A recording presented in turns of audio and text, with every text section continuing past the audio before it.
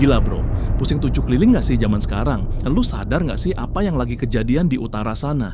Tetangga kita Thailand dan Kamboja lagi tegang-tegangnya. Lagi sibuk ngurusin perbatasan yang memanas. Ternyata ada arus uang raksasa yang lagi bingung mau parkir di mana. Media asing udah mulai sorotin aktivitas di sana yang meningkat drastis. Ribuan turis ketakutan. Hotel-hotel di sana mendadak kosong. Panik. Tapi tahan dulu. Jangan lihat ini sebagai berita perang doang. Ini adalah momen emas buat Indonesia. Di tengah badai ASEAN. Kita berdiri tegak sebagai jangkar stabilitas. Logika pasarnya sederhana. Uang dan turis selalu mencari tempat aman. Hitungan kasarnya nggak main-main bro. Ada potensi devisa 30 triliun rupiah yang siap membanjiri Jogja, Bali, Lombok, hingga Labuan Bajo. Cuma gara-gara satu hal.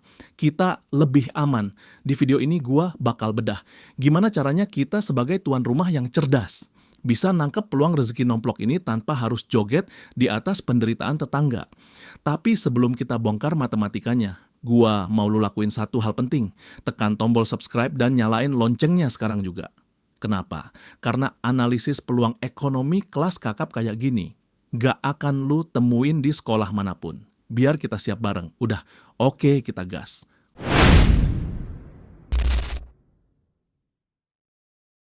Oke bro, tarik napas dulu. Kita masuk ke pembahasan yang bakal ngebuka mata lu soal betapa mahalnya sebuah kedamaian. Seringkali kita di sini ngeluh soal macet, ngeluh soal polusi, atau ngeluh soal debat politik di sosial media. Tapi kita lupa bersyukur. Kalau negara kita ini masih jadi tempat paling nyaman buat tidur nyenyak. Kita masuk ke poin pertama. Kontras stabilitas yang mencolok mata dunia. Lu harus paham peta situasinya dulu. Di belahan utara ASEAN sana. Terutama di perbatasan Thailand dan Myanmar sedang terjadi gejolak kemanusiaan yang serius. Konflik internal di Myanmar bikin ribuan orang lari ke perbatasan Thailand. Ini bikin suasana di sana jadi tegang. Tentara siaga, pos-pos perbatasan diperketat. Suara sirin jadi makanan sehari-hari. Nah, bandingin sama kondisi kita di sini, Indonesia hari ini justru lagi sibuk-sibuknya dandan. Pertumbuhan ekonomi kita anteng di angka 5% lebih di saat dunia lagi pusing sama resesi. Kita malah jadi primadona di antara negara G20. Bank Dunia aja ngakuin. Kalau ekonomi kita ini ibarat kapal besar yang paling tahan ombak. Dunia ngelihat ini bro, investor ngelihat ini. Turis ngelihat ini. Di saat tetangga kita sibuk ngurusin keamanan fisik. Kita sibuk ngurusin kedaulatan digital. Kita sibuk menertibkan aplikasi digital ilegal. Kita sibuk bangun infrastruktur. Ini nunjukin kelas kita. Bahwa Indonesia bukan lagi negara berkembang yang bisa diremehin. Tapi kita adalah pemimpin de facto ASEAN yang menjaga keseimbangan kawasan. Lanjut ke poin kedua. Fakta sebenarnya soal Thailand dan Kamboja. Nah ini penting biar lu nggak termakan informasi yang salah. Banyak yang bilang Thailand sama Kamboja mau konflik terbuka. Padahal faktanya nggak gitu. Justru mereka ngasih pelajaran berharga buat kita soal pragmatisme ekonomi. Dulu emang mereka ribut soal kuil di perbatasan. Tapi data terbaru tahun 2024 dan 2025 nunjukin arah yang beda. Perdana Menteri mereka udah ketemu. Mereka sepakat daripada ribut soal tanah yang nggak seberapa. Mending kita kerjain bareng ladang gas alam di Teluk Thailand. Mereka sadar. Konflik itu bikin miskin, tapi kerjasama itu bikin kaya. Ini namanya overlapping claims area. Mereka milih damai demi energi. Tapi tetap aja, persepsi ketegangan di kawasan Indo-China itu udah keburu nyebar gara-gara isu Myanmar. Turis bule yang mau ke sana jadi mikir 2 kali. Mereka lihat berita pengungsi. Mereka lihat ketatnya perbatasan, akhirnya mereka cari alternatif. Dan disinilah peran Indonesia masuk, kita jadi opsi paling masuk akal. Kita masuk ke poin ketiga, logika uang dan psikologi turis. Bro, lu harus paham mindset orang yang mau liburan. Orang liburan itu mau seneng-seneng. Mau tenang, nggak ada orang yang mau liburan sambil was-was takut terjebak konflik. Pariwisata Thailand itu raksasa. Mereka rajanya wisata ASEAN. Tapi karena adanya koreksi tajam akibat situasi regional tadi, ada ribuan pembatalan hotel dan tiket pesawat. Ini bukan angka kecil. Potensi kerugian mereka bisa triliunan. Mereka panik sampai harus keluarin strategi tiket murah dan macam-macam buat nahan turis biar nggak kabur. Tapi logika pasar itu tegas bro, uang selalu mencari keamanan, turis global, terutama yang bawa keluarga. Pasti cari tempat yang jauh dari suasana tegang. Mereka lihat peta, mereka cari negara tropis yang budayanya ramah, makanannya enak, dan yang paling penting aman. Jawabannya cuma satu, Indonesia. Kisah ilustrasi, rezeki dadakan beli ketut, biar lu makin nangkep gambaran di lapangan. Gue mau ceritain kisah ilustrasi tentang beli ketut. Dia ini pengusaha rental mobil di Bali. Awal tahun biasanya sepi, tapi tahun ini beda. Handphonenya bunyi terus, bukan dari turis biasa, tapi dari rombongan turis Eropa yang mendadak ganti rute. Mereka cerita ke Beli Ketut, harusnya mereka minggu ini ada di Chiang Mai atau di perbatasan utara Thailand. Tapi travel agent mereka nyaranin pindah haluan karena alasan keamanan dan kenyamanan. Akhirnya mereka mendarat di Ngurah Rai. Beli Ketut sampai kewalahan, mobilnya habis disewa semua. Dia harus kontak teman-temannya buat cari armada tambahan. Turis-turis ini belanjanya gila-gilaan bro. Karena mereka sebenarnya udah nyiapin anggaran liburan mewah. Tapi karena batal di sana, uangnya dihabisin di sini. Beli Ketut bilang, ini rezeki Tuhan yang nggak disangka-sangka. Dia bisa lunasin cicilan mobil lebih cepat dan bisa renovasi rumah buat upacara adat. Lu bayangin, satu orang Beli Ketut aja ngerasain dampaknya. Gimana kalau kita kalikan dengan ribuan pelaku wisata di Lombok, di Labuan Bajo, di Danau Toba. Ini efek dominonya dahsyat banget buat ekonomi rakyat. Poin keempat, matematika 30 triliun. Sekarang kita hitung-hitungan pakai kalkulator pedagang. Dari mana angka 30 triliun itu? Kita main asumsi konservatif aja. Anggaplah ada 6 juta wisatawan yang tadinya mau ke kawasan utara ASEAN. Terus mereka galau. Akhirnya kita berhasil gaet mereka belok ke Indonesia. Kalau satu orang turis itu belanja minimal 5 juta rupiah aja selama liburan. Itu angka yang kecil loh buat turis asing. Coba lu kaliin. 6 juta orang dikali 5 juta rupiah. Hasilnya 30 triliun rupiah. Itu duit tunai yang masuk ke negara kita. Duit yang langsung muter di masyarakat. Tukang ojek dapat, penjual souvenir dapat, warung makan dapat, hotel dapat. Ini yang namanya stimulus ekonomi kerakyatan. Kita nggak perlu utang luar negeri buat dapat suntikan dana segede ini. Cukup dengan modal senyum ramah dan keamanan yang stabil. Tapi ingat bro, mindset kita nggak boleh salah. Kita bukan seneng di atas kesulitan tetangga. Bukan. Kita ini lagi menjalankan peran sebagai tetangga yang baik. Kita nyediain rumah aman buat tamu-tamu yang lagi bingung. Kita siapin kasur yang empuk, makanan yang enak, biar tamu-tamu dunia ini betah. Poin kelima, pekerjaan rumah kita. Nah, ini bagian paling penting, jangan sampai peluang 30 triliun ini lenyap cuma gara-gara kita nggak siap. Masalah kita bukan di alam kita juara dunia. Masalah kita seringkali ada di standar pelayanan. Gua harus ngomong pahit di sini. Masih banyak oknum di tempat wisata kita yang mentalnya aji mumpung rame, harga dinaikkan tidak wajar, mumpung bule, ongkos taksi ditembak langit, toilet kotor, sampah berserakan. Bro, turis yang lari dari Thailand itu, mereka biasa dapat pelayanan standar raja di sana. Kalau mereka sampai sini, terus dapat pengalaman buruk, mereka bakal cerita ke dunia. Dan kesempatan emas ini bakal jadi bumerang. Kita harus berbenah, hilangkan pungutan tidak resmi di tempat wisata. Pastikan turis ngerasa aman dan nyaman. Jangan bikin mereka kapok. Kalau kita bisa ngelayanin mereka dengan hati, mereka nggak bakal cuma datang sekali. Tahun depan mereka bakal balik lagi bawa temen-temennya. Itu baru namanya bisnis jangka panjang. Oke bro, siapin kopi lu. Kita masuk ke bagian dagingnya. Bagian ini bakal ngejawab pertanyaan besar di kepala lu. Kenapa sih tetangga kita bisa menghadapi tantangan seberat itu situasinya? Dan kenapa Indonesia bisa tetap tenang sambil bersih-bersih rumah? Kita masuk ke poin pertama, hilangnya taring diplomasi di kawasan kita. Lu harus tahu, selama ini kita bangga banget sama yang namanya ASEAN. Organisasi yang bikin Asia Tenggara ini damai. Tapi fakta di lapangan tahun 2024 sampai 2025 ini bilang lain. Ada kebuntuan besar yang lagi dihadapi para pemimpin kita. Masalah utamanya ada di janji perdamaian Myanmar yang kita sebut 5 poin konsensus. Itu macet total bro. Nggak jalan. Akibatnya apa? Konflik internal di sana makin tak terkendali. Dan imbasnya nyiprat ke tetangga-tetangganya kayak Thailand. Kita harus akui.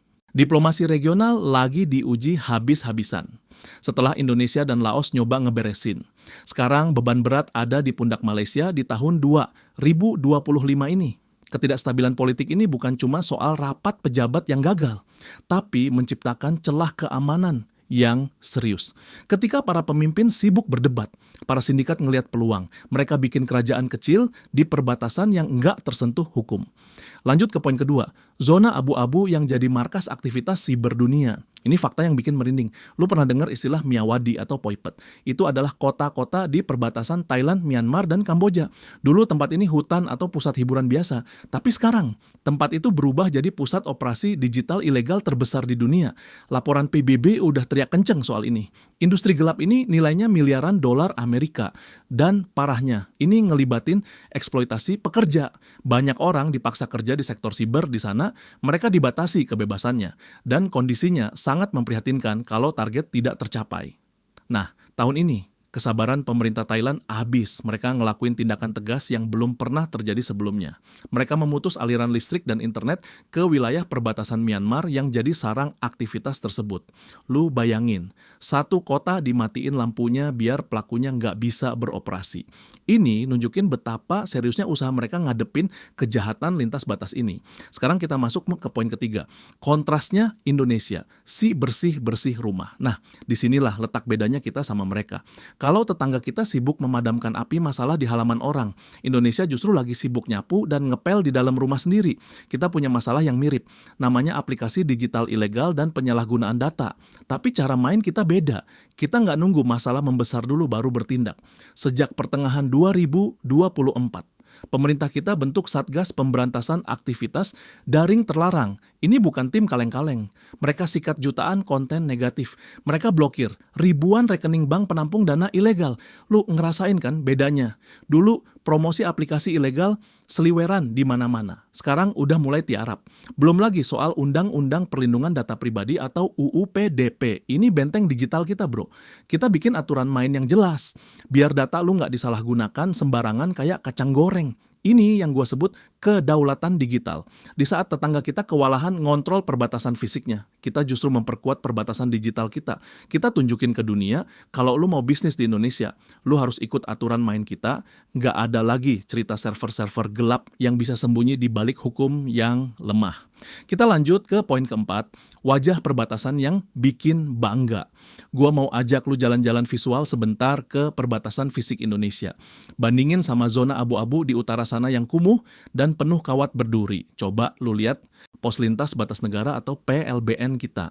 Di Entikong, di Skau, di Mota Ain itu bangunannya megah, bro. Kayak istana, bersih, teratur, ada petugas imigrasi yang ramah, ada aparat yang jaga wibawa. Itu bukan cuma pos satpam. Itu adalah etalase harga diri bangsa. Pesan yang kita kirim jelas. Ini Indonesia, negara berdaulat yang terurus, bukan tanah tak bertuan.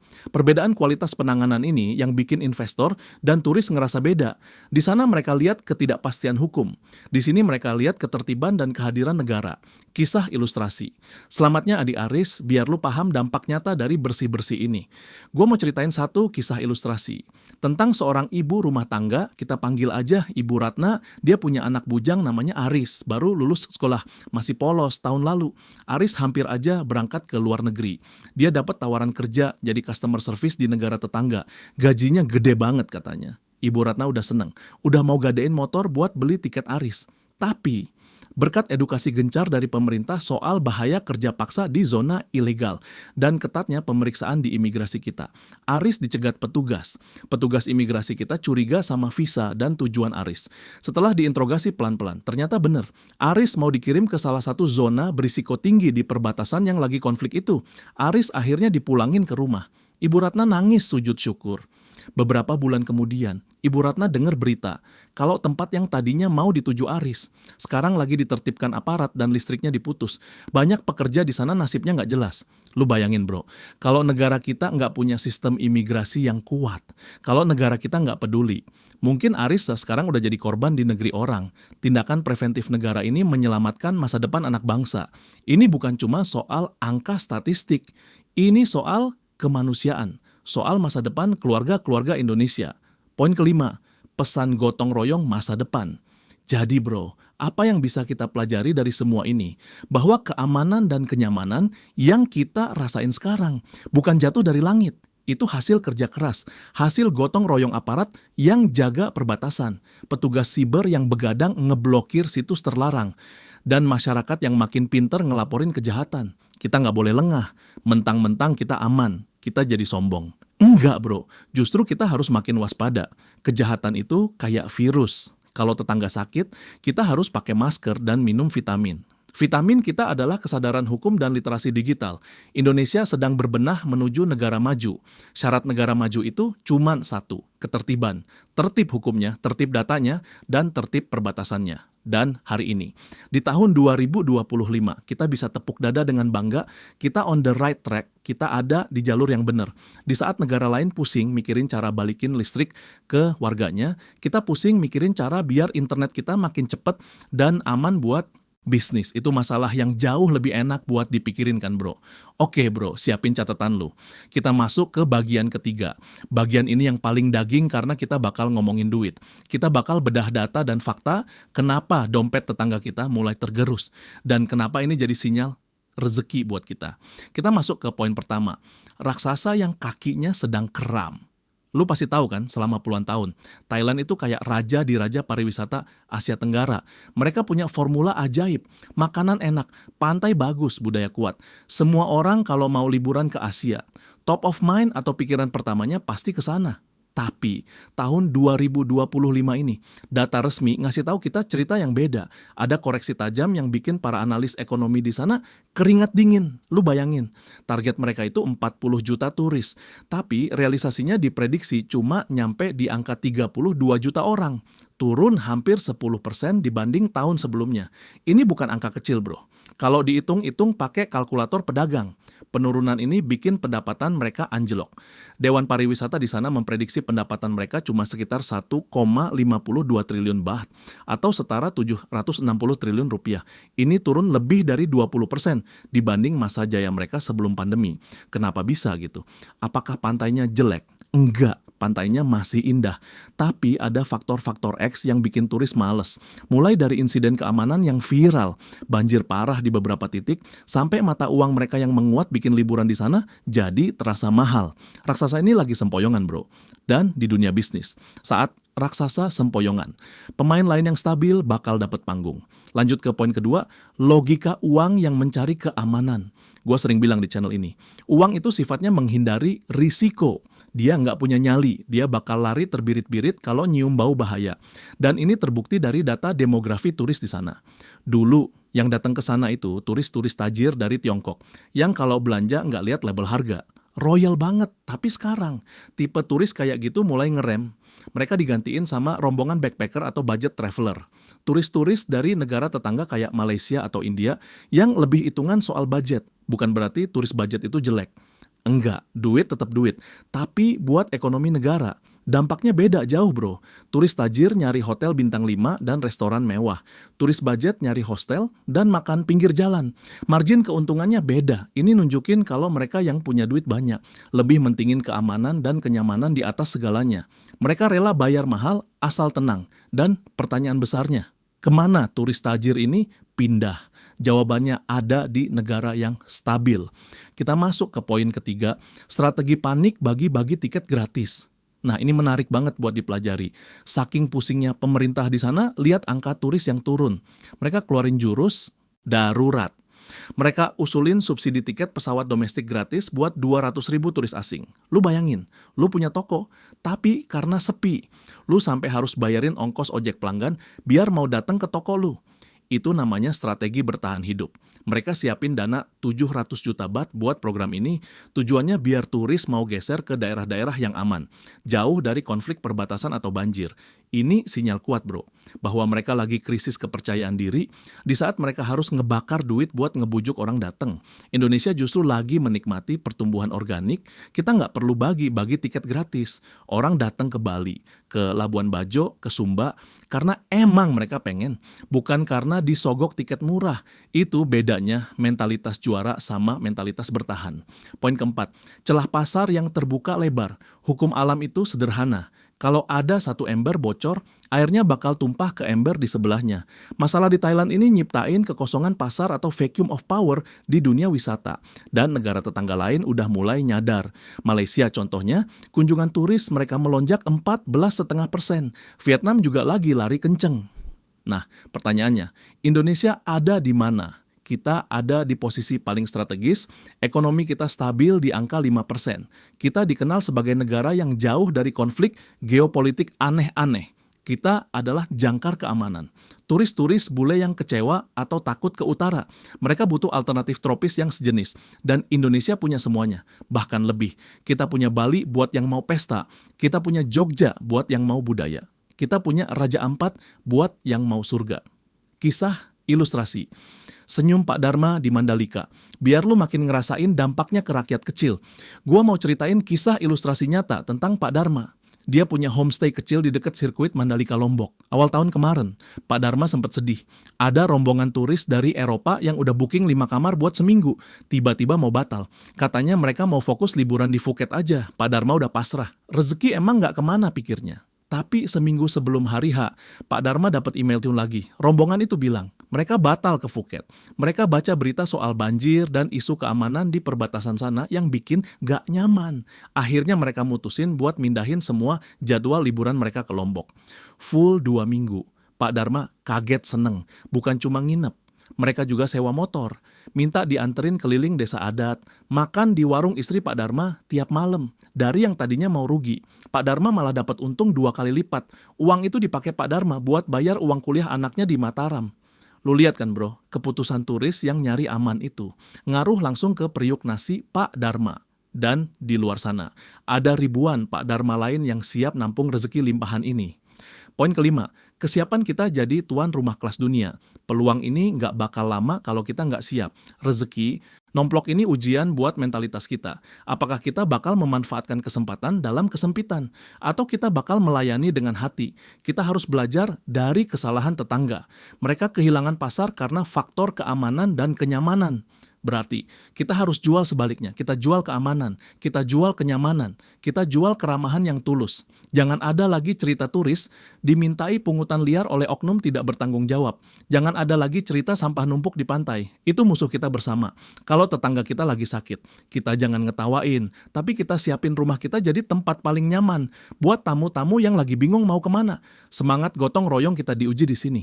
Pemerintah jaga stabilitas ekonomi makro, polisi jaga keamanan, kita masyarakat jaga kebersihan dan senyum. Itu paket komplit yang nggak bisa dilawan negara manapun. Saat negara lain sibuk kasih diskon karena kewalahan, kita kasih kualitas karena percaya diri. Jadi bro, data-data ini bukan buat nakut-nakutin atau jelekin negara lain, tapi buat buka mata kita bahwa stabilitas yang kita rasain hari ini adalah aset paling mahal yang bisa diuangkan jadi kesejahteraan rakyat. Kita ada di jalur yang tepat. Tinggal gaspol. Oke bro, siapin kalkulator lu lagi. Kita masuk ke bagian yang paling krusial. Bagian yang bakal ngejawab pertanyaan. Seberapa gede sih sebenarnya kue rezeki yang bisa kita potong dari situasi ini? Kalau tadi kita udah bahas kenapa tetangga kita lagi demam. Sekarang kita bahas gimana caranya kita tetap sehat dan makin bugar dengan asupan gizi ekonomi baru ini. Kita masuk ke pembahasan dagingnya. Matematika 30 triliun dan ledakan stimulus ekonomi rakyat. Angka ini bukan angka kaleng-kaleng yang gua ambil dari langit. Ini adalah hitungan logis berdasarkan data pergeseran arus manusia yang nyata. Coba kita bedah pelan-pelan pakai logika pedagang. Bayangin ada potensi pergeseran 6 juta wisatawan. Angka 6 juta ini dapat dari mana? Ini adalah angka moderat dari celah pasar yang ditinggalkan Thailand. Data proyeksi terbaru tahun 2025 bilang, Thailand kemungkinan kehilangan target sekitar 3,5 juta sampai 4 juta turis dari target awal mereka. Ditambah pelimpahan dari negara tetangga lain yang kurang stabil. Jadi angka 6 juta ini adalah target ambisius tapi masuk akal buat kita rebut. Nah, sekarang kita hitung duitnya. Kalau 6 juta orang ini batal ke utara dan belok ke selatan, masuk ke Bali, masuk ke Lombok, masuk ke Labuan Bajo, dan setiap satu kepala. Kita pukul rata aja belanja atau pengeluaran mereka cuma 5 juta rupiah selama satu trip. Bro, 5 juta rupiah buat turis asing itu receh. Itu cuma biaya hotel bintang 3 beberapa malam.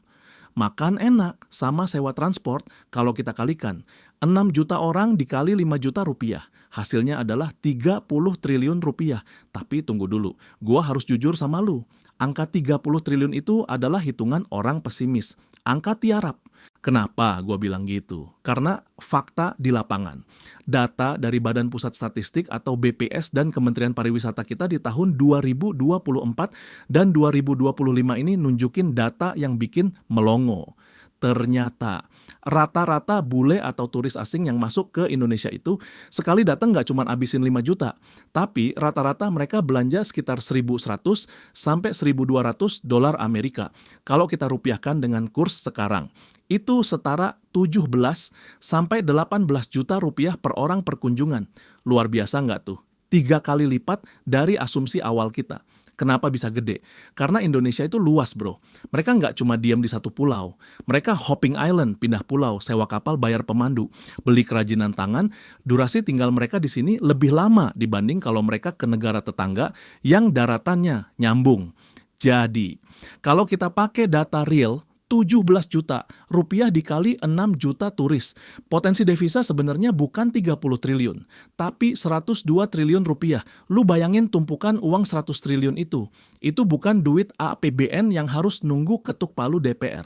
Itu adalah fresh money. Uang segar yang dibawa langsung dari luar negeri. Masuk ke kantong-kantong masyarakat kita secara tunai dan transfer saat itu juga. Ini yang para ahli ekonomi sebut sebagai multiplier effect atau efek berganda. Duit 100 triliun itu nggak bakal diem di brankas hotel bintang 5 doang. Hotel butuh sayur. Petani sayur di Bedugul atau di Sembalun dapat pesanan gila-gilaan. Hotel butuh spray bersih. Bisnis laundry kiloan dapat omzet. Tamu butuh jalan-jalan. Driver pariwisata dapat sewa. Tamu butuh oleh-oleh. Pengrajin perak, penenun kain songket, pemahat kayu. Semuanya kebagian cipratan rezekinya. $1 yang masuk, muter 7-8 kali di tangan rakyat sebelum akhirnya masuk ke bank. Ini adalah stimulus ekonomi kerakyatan yang paling efektif dan nyata. Kita nggak perlu nunggu bantuan sosial kalau roda ekonomi pariwisata ini muter kenceng. Ini adalah definisi kemandirian ekonomi yang sebenarnya. Tapi, ada tapinya yang besar. Kita masuk ke poin kelima. Kesiapan infrastruktur dan ujian mentalitas tuan rumah. Kita nggak boleh berkhayal. Nerima jutaan tamu itu nggak gampang. Ibarat lu mau ngadain hajatan besar di rumah lu. Pertanyaannya, kursinya cukup nggak? Makanannya cukup nggak? Toiletnya antre nggak? Secara infrastruktur. Kita punya jagoan utama namanya Bali.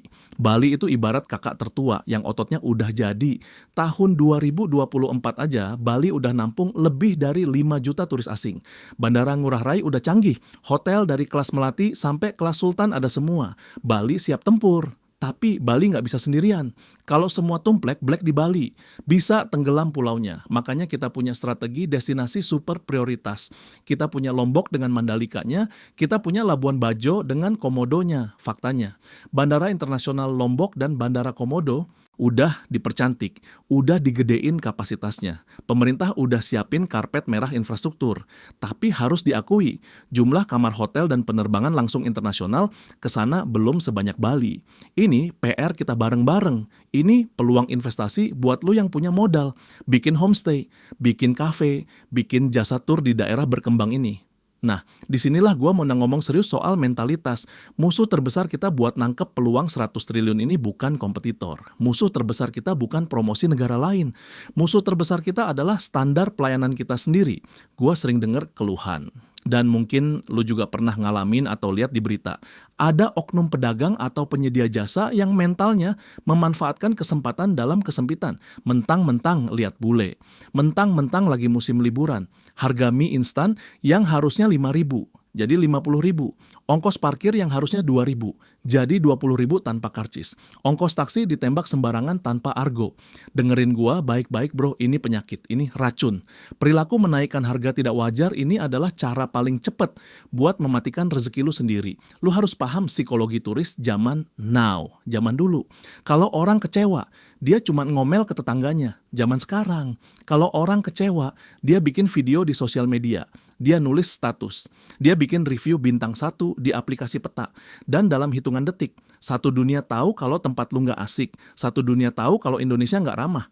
Viral negatif itu krisis kecil buat pariwisata kita. Lu mau dapat untung gede sekali tapi besoknya sepi selamanya. Atau lu mau untung wajar tapi tamu lu balik lagi bawa rombongan sekampung. Kisah ilustrasi, kejujuran Mas Yono. Biar lu paham betapa mahalnya sebuah kejujuran, gua mau ceritain kisah ilustrasi yang nyentuh hati dari Jogja tentang seorang sopir becak motor. Kita panggil aja Mas Yono. Suatu hari Mas Yono nganterin sepasang turis asing keliling Malioboro. Pas turisnya turun, dompet mereka ketinggalan di kursi penumpang. Isinya paspor, kartu kredit, dan uang tunai yang jumlahnya jutaan. Buat Mas Yono yang penghasilannya pas-pasan, itu uang godaan yang gede banget. Bisa buat beli motor baru, bisa buat renovasi rumah. Tapi Mas Yono inget pesan orang tuanya. Rezeki tidak halal itu panas, nggak bakal berkah. Mas Yono muter balik. Dia cari turis itu ke hotel tempat mereka nginep. Dia balikin dompet itu utuh. Nggak kurang selembar pun. Turis itu nangis bro. Mereka kaget. Di negara mereka aja belum tentu dompet balik. Mereka meluk Mas Yono. Mereka mau kasih uang imbalan gede. Tapi Mas Yono nolak halus, dia bilang. Itu tugas saya sebagai tuan rumah. Tamu harus dijaga. Cerita ini nggak berhenti di situ. Turis itu ternyata travel blogger terkenal. Dia tulis kisah Mas Yono di blognya. Dia bilang Indonesia adalah negara dengan orang-orang paling jujur dan ramah di dunia. Tulisan itu dibaca jutaan orang. Dan tahun depannya, banyak pengikut blog itu datang ke Jogja, khusus nyari Mas Yono minta dianterin jalan-jalan. Rezeki Mas Yono bukan cuman uang imbalan yang ditolak tadi, tapi rezeki jangka panjang yang ngalir terus buat dia dan teman-temannya. Poin moralnya jelas bro, kita jual keamanan, kita jual kenyamanan, kita jual rasa percaya. Indonesia di tengah gejolak dunia yang lagi panas ini dikenal sebagai negara yang aman. Stabilitas politik kita jempolan. Kita nggak ada konflik bersenjata kayak di utara sana. Turis datang ke sini nyari ketenangan. Jangan kita rusak ketenangan mereka dengan ketidakjujuran. Kalau kita bisa jaga ini, angka 100 triliun itu bukan mimpi. Itu bakal jadi kenyataan yang bikin rakyat sejahtera. Jadi kuncinya ada di kita. Pemerintah udah bangun jalan tol, udah bangun bandara bagus, udah memberantas aktivitas ilegal biar negara aman. Sekarang giliran kita, rakyat biasa, jadi tuan rumah yang baik. Sambut mereka dengan senyum, kasih harga yang jujur, bikin mereka ngerasa pulang ke rumah nenek, nyaman, kenyang, dan disayang. Kalau kita semua satu visi kayak gini, gotong royong jaga nama baik bangsa, nggak peduli tetangga sebelah mau konflik atau krisis, Indonesia bakal tetap panen raya. Kita bakal jadi raksasa pariwisata baru yang disegani dunia. Bukan karena kita licik ambil kesempatan, tapi karena kita emang pantas jadi juara. Coba bayangkan satu situasi sederhana. Lu punya rumah yang besarnya minta ampun. Halamannya luas, ada kolam renang alaminya. Udaranya sejuk. Pokoknya estetik banget kalau buat konten. Secara fisik, rumah lu ini juara dunia. Nggak ada obat, tapi pas ada tamu jauh datang mengetuk pintu. Pintunya dibuka lama, pas dibuka, yang menyambut mukanya cemberut, masuk ke dalam. Mau minta minum air putih saja ribet. Atau tiba-tiba lu minta bayaran mahal cuma buat duduk di sofa ruang tamu sendiri. Pertanyaannya simple, kira-kira itu tamu bakal balik lagi nggak tahun depan? Atau dia bakal cerita apa ke teman-temannya? Nah, analogi sederhana ini adalah gambaran paling jujur tentang situasi pariwisata kita menjelang tahun 2025 kali ini. Gua nggak mau membahas soal resesi yang menakutkan atau geopolitik yang bikin pusing. Kita kesampingkan itu dulu. Gua mau ajak lu semua duduk bareng, ngopi santai, dan bedah fakta tentang rumah kita yang namanya Indonesia ini. Karena di tahun 2025 nanti, ada potensi uang lebih dari 100 triliun rupiah yang siap masuk ke kantong bangsa ini. Pertanyaannya cuma satu, kita siap nggak jadi tuan rumah yang baik buat menyambut rezeki itu? Pertama, kita harus jujur sama diri sendiri. Kalau soal alam, Indonesia itu ibaratnya sudah dikasih keistimewaan luar biasa sama Tuhan. Indah banget. Berdasarkan data Travel and Tourism Development Index dari World Economic Forum, kita ini unggul telak di sektor kekayaan alam. Orang bule, orang Asia, siapa saja yang melihat Labuan Bajo atau Raja Ampat pasti melongo kagum. Itu fakta.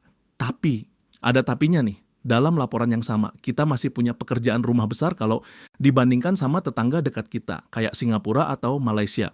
Pekerjaan rumahnya ada di infrastruktur pelayanan wisata dan keberlanjutan lingkungan. Simpelnya begini, kalau negara tetangga jualan kenyamanan dan efisiensi, kita jualan keindahan. Masalahnya, Wisatawan tahun 2025 itu makin kritis. Mereka nggak cuma cari spot foto bagus, tapi mereka cari pengalaman batin, mereka mau merasa dihargai. Pemerintah kita sebenarnya sudah gerak cepat banget. Sampai tahun 2024 kemarin, kementerian terkait sudah mensertifikasi lebih dari 200.000 tenaga kerja pariwisata biar standarnya setara ASEAN. Ini langkah keren yang harus kita apresiasi. Tapi Indonesia ini luas bro, masih ada kesenjangan yang lumayan terasa antara pelayanan di hotel bintang 5 di kota besar sama pelayanan di destinasi pelosok yang sebenarnya potensinya gila-gilaan. Sering ada cerita turis yang datang jauh-jauh, tapi kecewa cuma karena hal sepele, seperti toilet kotor atau pelayanan yang kurang ramah. Jadi poin kuncinya di sini bukan lagi soal mempercantik alam, karena alam kita sudah cantik dari sananya. Tantangannya adalah memoles sumber daya manusianya.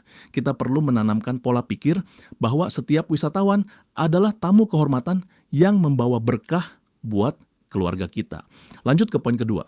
Ini agak sensitif, tapi harus kita omongin biar kita bisa naik kelas. Salah satu hal yang paling bikin turis, baik lokal maupun mancanegara merasa kurang nyaman adalah ketidakpastian di data sentimen wisatawan global. Salah satu keluhan yang sering muncul itu masalah harga yang tidak wajar, dan kadang ada biaya-biaya nggak resmi di lapangan.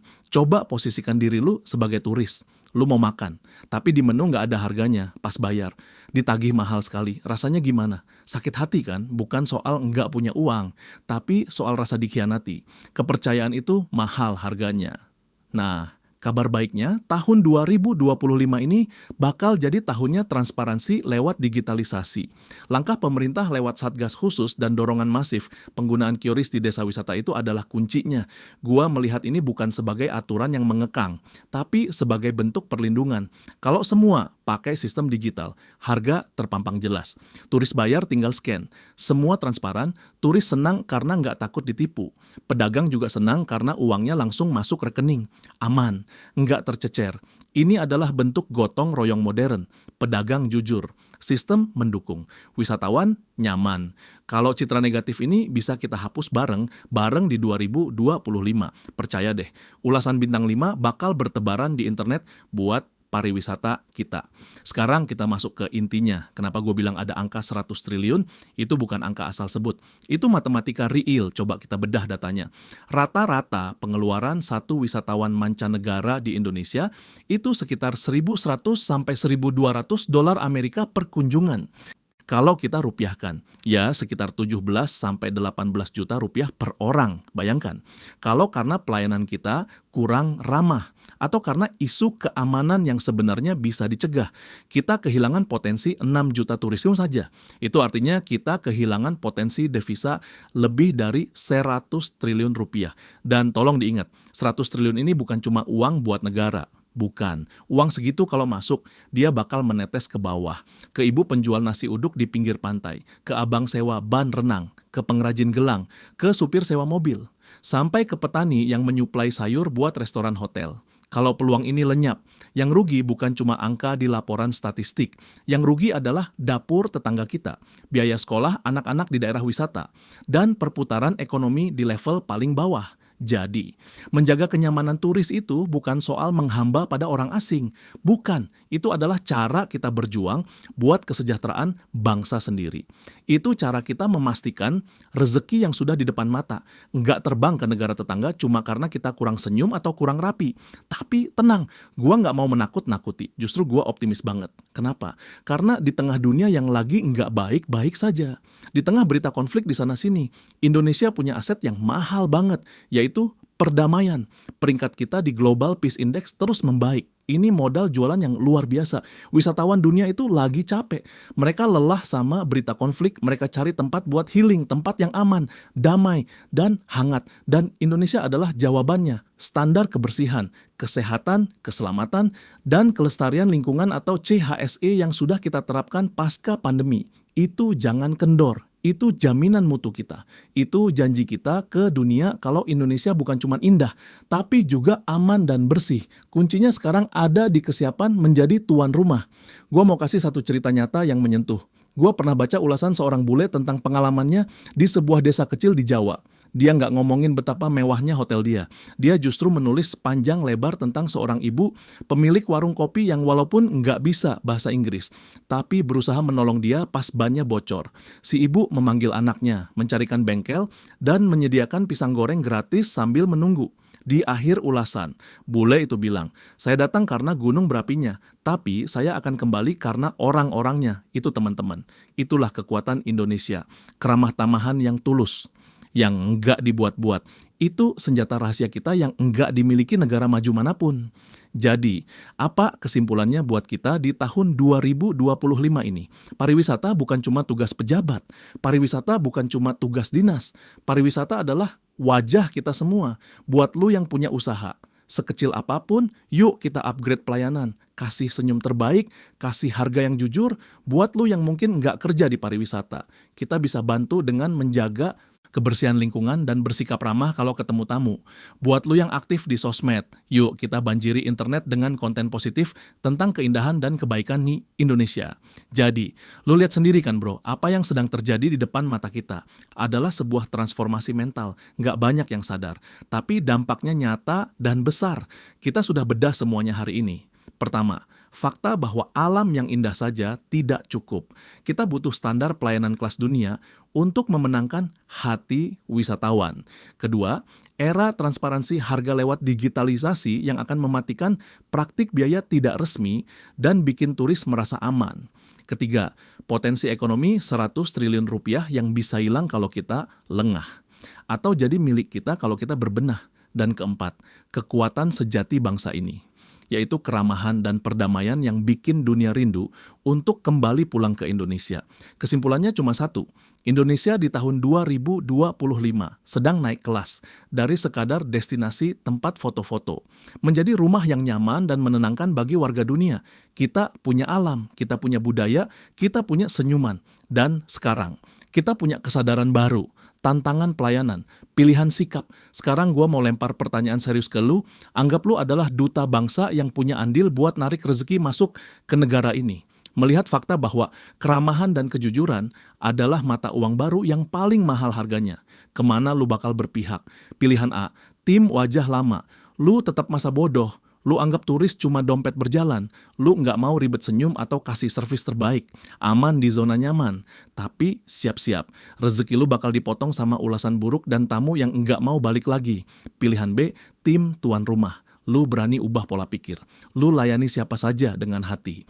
Lu jujur dalam bertransaksi, lu jaga kebersihan lingkungan lu, hasilnya lu dan komunitas lu bakal nikmatin berkah ekonomi jangka panjang yang nggak ada habisnya. Nama lu harum, rezeki lu lancar, mana pilihan lu? Tim wajah lama atau tim tuan rumah? Tulis jawaban dan alasan lu di kolom komentar di bawah. Gua pengen tahu seberapa siap mental subscriber tarik tuas menyambut tahun emas ini. Terakhir, gua mau lu lakuin satu hal penting. Berikan like kalau video ini membuka wawasan lu dan tekan tombol subscribe channel ini. Tarik tuas beserta loncengnya. Kenapa? Karena panduan membaca peluang ekonomi real dan strategi masa depan kayak gini. Nggak akan lu temuin di sekolah manapun. Kita belajar membaca tanda-tanda perubahan. Kita belajar bersiap biar kita maju bareng. Masa depan pariwisata bangsa ini nggak ditentukan sama menteri atau pejabat, tapi ditentukan sama senyuman dan kejujuran kita hari ini. Indonesia ramah, Indonesia kaya. You are in control, cabut disclaimer.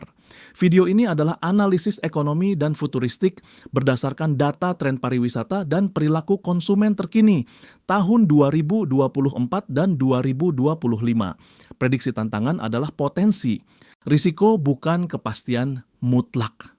Konten ini bertujuan untuk edukasi, motivasi kemandirian bangsa, dan membuka wawasan bisnis sektor real. Selalu lakukan riset mandiri dan konsultasi dengan ahli sebelum mengambil keputusan bisnis atau finansial besar.